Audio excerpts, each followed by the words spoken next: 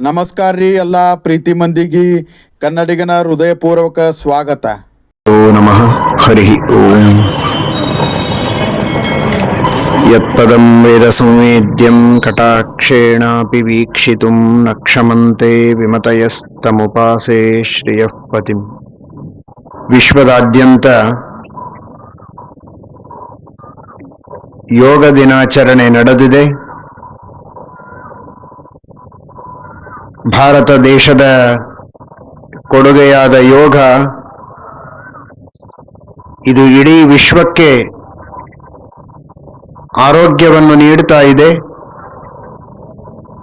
ಇದು ನಮ್ಮೆಲ್ಲರ ಭಾರತೀಯರ ಹೆಮ್ಮೆಯ ಸಂಗತಿ.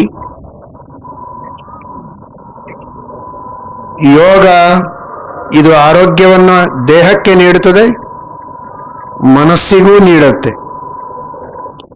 ಮನಸ್ಸಿನಲ್ಲಿರುವ ಅಶಾಂತಿ, ಅಸಮಾಧಾನ ಇವುಗಳೆಲ್ಲವನ್ನ ದೂರ ಮಾಡಿ ನೆಮ್ಮದಿಯನ್ನು ನೀಡುವಂತಹ ಉತ್ತಮವಾದ ಶಕ್ತಿ ಯೋಗದಲ್ಲಿದೆ. ಇಂತಹ ಯೋಗವನ್ನ ಪ್ರಾರಂಭ ಮಾಡಿದ್ದು ಭಗವಂತನೇ ಮೂಲಭೂತವಾಗಿ. ವಿಷ್ಣು ಸಹಸ್ರನಾಮಗಳಲ್ಲಿ ಭಗವಂತನನ್ನು ಯೋಗ, ಯೋಗವಿದಾಂ ನೇತಾ ಎಂಬುದಾಗಿ ಕರೆದಿದ್ದಾರೆ. ಯೋಗೋ ಯೋಗವಿದಾಂ ನೇತಾ. ಜಗತ್ತಿಗೆ ಈ ಯೋಗವನ್ನ ಕೊಟ್ಟವ, ಕೊಡುವುದು ಮಾತ್ರ ಅಲ್ಲ, ಆ ಯೋಗದ ಬಗ್ಗೆ ತಿಳುವಳಿಕೆಯನ್ನು ನೀಡಿ ಅದಕ್ಕೆ ಪ್ರವರ್ತನೆಯನ್ನು, ಚಾಲನೆಯನ್ನು ಅಂದೇ ಕೊಟ್ಟಂತಹ ಮಹಾನುಭಾವ ಭಗವಂತ ಶ್ರೀಹರಿ ಎಂಬುದಾಗಿ ವಿಷ್ಣು ಸಹಸ್ರನಾಮದಲ್ಲಿ ನಾವು ಕೇಳುತ್ತೇವೆ.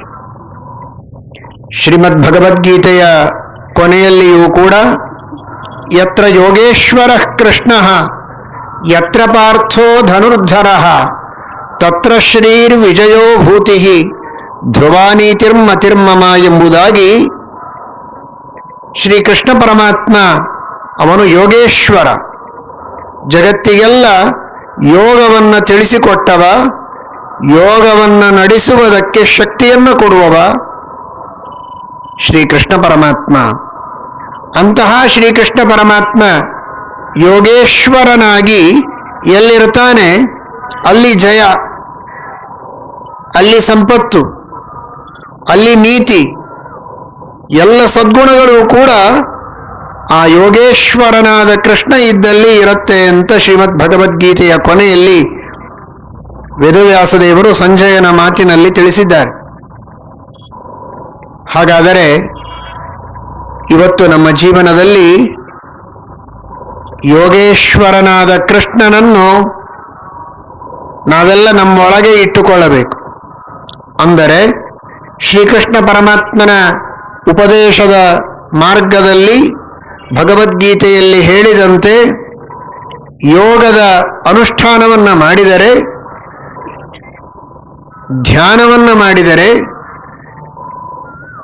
ಭಗವಂತನ ನಾಮಗಳ ಜಪವನ್ನು ಮಾಡಿದರೆ, ಏಕಾಗ್ರವಾದ ಮನಸ್ಸಿನಿಂದ ಚಿಂತನವನ್ನು ಮಾಡಿದರೆ ನಮ್ಮ ಎಲ್ಲ ವಿಧವಾದ ರೋಗ ರುಜಿನಗಳು, ಮಾನಸಿಕವಾದ ವ್ಯಥೆಗಳೆಲ್ಲ ದೂರವಾಗಿ ಉತ್ಸಾಹ ಶಕ್ತಿ ನಮ್ಮಲ್ಲಿ ಪರಿಪೂರ್ಣವಾಗಿ ದೊಡ್ಡ ದೊಡ್ಡ ಸಾಧನೆಗಳನ್ನು ಮಾಡುವುದಕ್ಕೆ ಸಾಧ್ಯವಾಗತ್ತೆ.